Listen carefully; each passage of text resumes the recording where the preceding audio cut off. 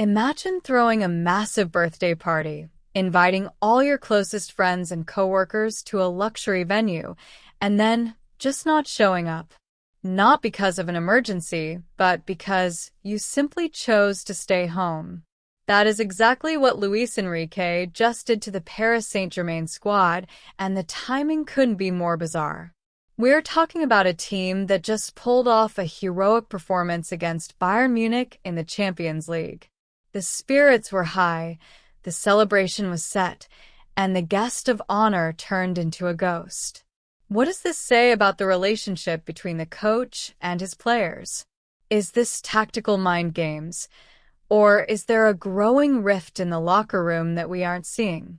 Stay with me, because this story gets weirder the deeper you dig. Luis Enrique has always been a different kind of manager.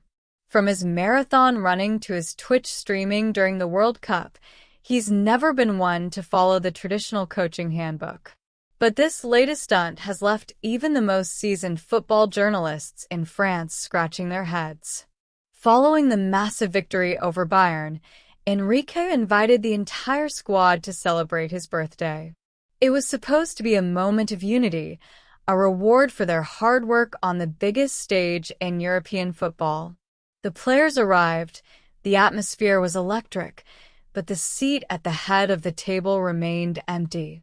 Sources close to the club suggest that the players were initially confused, then eventually just accepted that Lucho was being Lucho.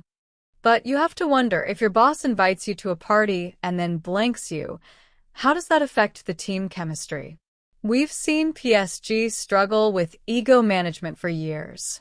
Just when it seemed like Enrique had finally instilled a sense of collective discipline, he pulls a move that screams individualist. Is he trying to maintain a distance to keep his authority, or is he genuinely tired of the spotlight? Some analysts argue that this is a calculated move. By not showing up, Enrique avoids the friend trap. He wants his players to know that while he appreciates their effort, he is not their peer. He is the commander, and the commander doesn't party with the infantry. But in the modern era of player power, this is a dangerous game to play. If results start to dip, these are the moments players remember.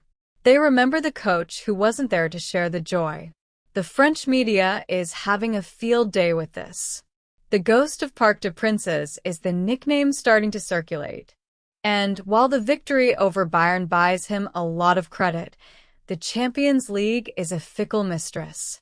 One bad result, and this birthday no-show becomes a symbol of arrogance rather than a quirky personality trait. We also have to look at the Kylian Mbappé vacuum. With the star power shifting and the team becoming more Enrique-centric, every move he makes is magnified tenfold. So, was this a brilliant psychological play to keep the players focused on the next match?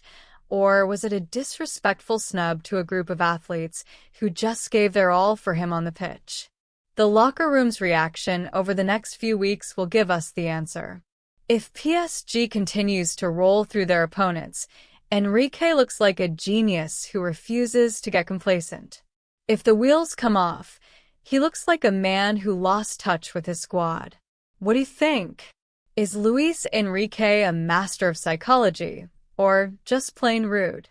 Let me know in the comments if you think this helps or hurts the team's morale for the rest of the season. This is the kind of drama that only happens at PSG, and we'll be here to cover every second of it. Before you go, if you enjoyed this deep dive into the chaos of European football, make sure to hit that subscribe button and turn on notifications. We're dropping new videos every day breaking down the stories that the mainstream media often misses. Don't forget to like the video.